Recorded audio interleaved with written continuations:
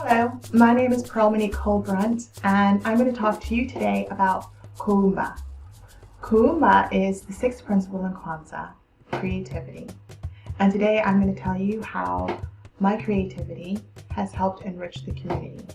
And as I talk about my personal experience and journey over this last few years, I want you to think about what passions you have, what talents you have that you can be putting out there too. So I became a vegan about 9.5 years ago, when I had a daughter. I wanted to feed her fresh baby food. I didn't know how to do it. Now, my mom was an amazing cook. I mean, she put her foot off in it. I was in the kitchen all of the time, but that whole time it was filled with family. I had my cousins and my aunts, and there was singing and there was gossiping and there was all sorts of things going on and stealing food. I did not pay attention to what my mom was actually doing because I mistakenly thought I would have the opportunity to have her teach me when I was an adult and actually wanted to learn. Unfortunately, my mom passed away when I was still in college and I didn't get that chance. However, I did remember what good food tasted like. And when I went to Paris for grad school, it completely changed the way I viewed food. And in fact, I lost 30 pounds effortlessly living in Paris. And in part it was because it was a more active lifestyle, because living in the city, you gotta take the train and you walk more. But a large part of it has to do with just having fresher food. You go to a boulangerie and you get fresh bread every day. Fresh fruits, fresh vegetables. Most of the foods that you have that are packaged and prepared do not have preservatives. We as a whole country are eating food that's not food. When people say, why does whole food cost more money? Why does organic cost more money? Why does the other stuff that is unrecognizable considered food? That's my question.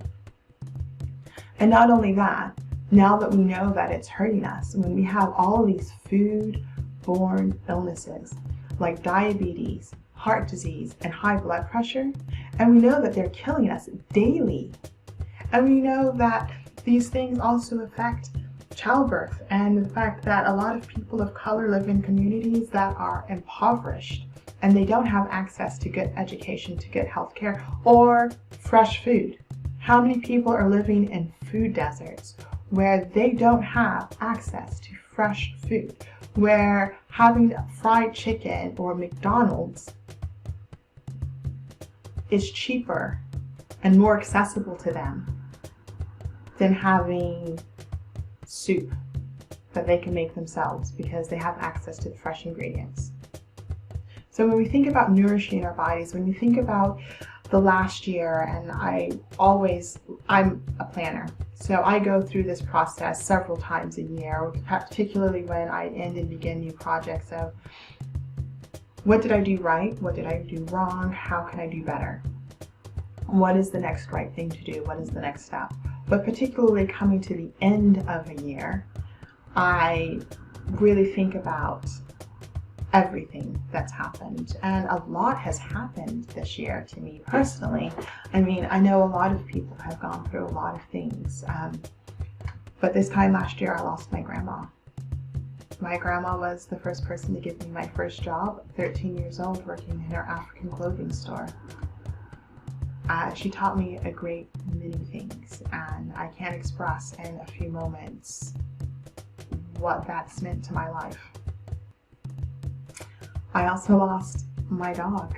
I loved my dog dearly. I had her since she was a puppy and had her before we had kids. And so helping my children learn how to deal with grief was a new thing for me this year, working through it myself. And then in the fall, I lost a really good friend of mine. And this is a friend who encouraged me to step out into the world of activism. This is a friend who hosted my first party for fundraising and was constantly telling me that my voice is one that should be heard.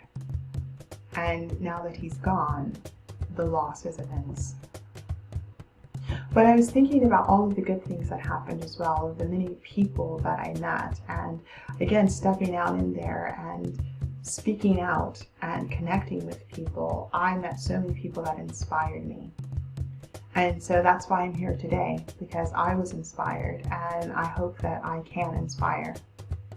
So looking at the many different skills and people tapping into their passions to go towards social justice and equity. And yes, I can't extricate veganism from social justice. When you look at systemic racism, when you look at the traditions that have been passed down, when you look at the fact that when Southern cooking and the things that we eat, which again, probably weren't really food items, like chitlins, that fact, how you covered things in fats and flavorings to dress up the worst part of the animal, because that's all you have to eat. Now, like I said, my mama could throw down, but there's some things she could never convince me to try, like pig ears, oxtail, chitlins. I mean, just cooking them, it was just unbelievable. But more than that, when I started thinking about my diet and what I was eating, the lack of fresh fruits and vegetables, the lack of whole grains and legumes, becoming a vegan opened up an entire new world to me of food items like spelt, nutritional yeast, quinoa, although I must confess quinoa did not stay on the list, but I tried it, and that's the important thing. Why are we depriving ourselves of food? And it's because we don't know. You don't know. You don't know until you know. But what we do know is that people of color have a disproportionate amount of high blood pressure, heart disease, and diabetes.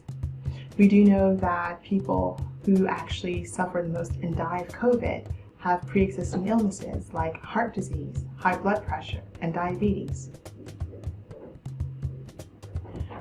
We know that through systemic racism, people of color have been put in areas of poverty where they have been denied opportunities to good education and good food and good opportunities. We do know that systemic racism has broken up families where we have policies that make sure that men cannot be in our household. We have policies where people go to jail unjustly. So when you break up the family unit, you break up the culture, and there's just so much that we have lost out on in the African diaspora. This culture, this unity, and this is, again, a big reason why Kwanzaa was created, to give us something back. So as we think about how we're moving forward from where we are now, and everyone think about, your general health and well-being. So I had this interesting conversation with my brother who has really, really high blood pressure. And again, the initial reactions, anger, when I said, would you like to talk about your diet? Why does everyone say it's my diet? It's easy. It's easy to be defensive. It's easy to get upset about things that are unfamiliar, and particularly if there's an implication that you're somehow at fault for making mistakes. You're at fault. You're the reason why you have poor health. And I think that, yes, in part, you ate what you ate, right? But there's a bigger part to it where, again, the opportunity, the access to education, the access to fresh foods, the access to a more active lifestyle. Like when things are denied to you, you do the best that you can do. And so what I'd like to do is to offer information, teach the skills that were lost, teach new skills. I mean, vegan food is amazing. It can taste delicious. You don't just subtract the meat products. You have to put back in nutritious and delicious things. And in particular, a whole foods, plant-based diet, I think, is the way to go. And whether or not you want to become vegan, or you're vegan curious or interested, replacing more whole foods and plant-based foods into your diet and taking away processed foods and preservatives is going to benefit not just you, but your family. And when you start cooking for people and they realize that it can be delicious and you can eat well without harming yourself, you can eat well without harming the environment, you can eat well without harming animals, why wouldn't you? So, I don't want you to think about what it is that you should have done. That's in the past. This is December 31st. We are moving into a new year. Why don't you think about what are we going to do? Not only what we could do, but what are you going to do as you move into this new year? What new things are you going to do? What new things are you going to try? And what creative ways are you going to bring your passions and your talents into your community? I never thought that cooking would be a thing that would be helpful to people, besides the people that I fed immediately. I felt like it was something that was pulling at my heart for a long time. And at one point I said, you know, when I'm tired and my mind starts to wander, it always goes back to creating new recipes. And I told about 3 people this, and everyone was like, duh, that's your thing. And I was like, do you think that's my thing? Because I'm a foreign relations consultant. I went to school for a very long time to be a foreign relations consultant. But it is my thing. And setting up a Pittsford farmers market and just feeding people.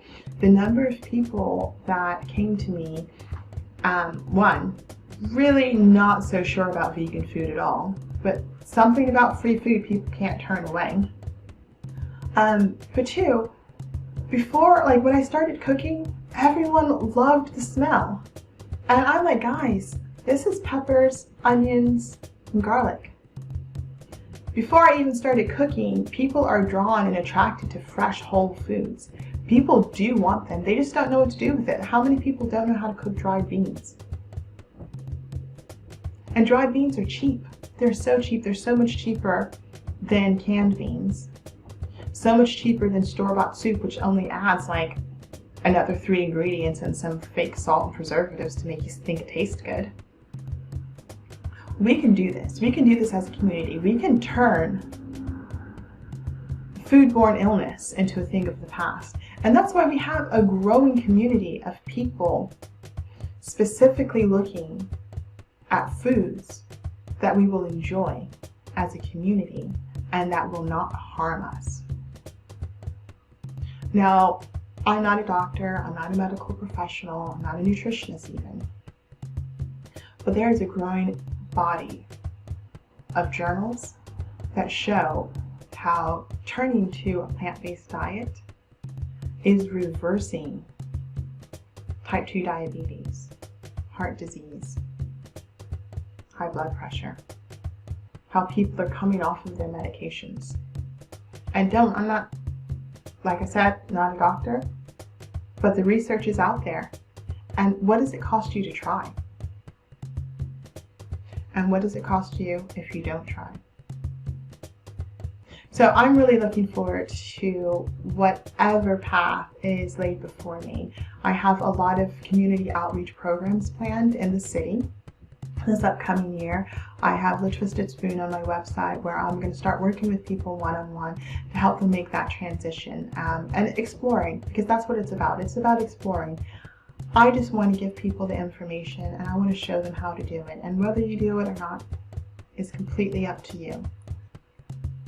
But no more will we have it be harming us out of ignorance because we didn't have the information, because we didn't have the help that we needed.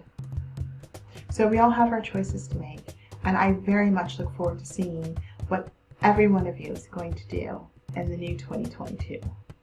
Also, happy Kwanzaa.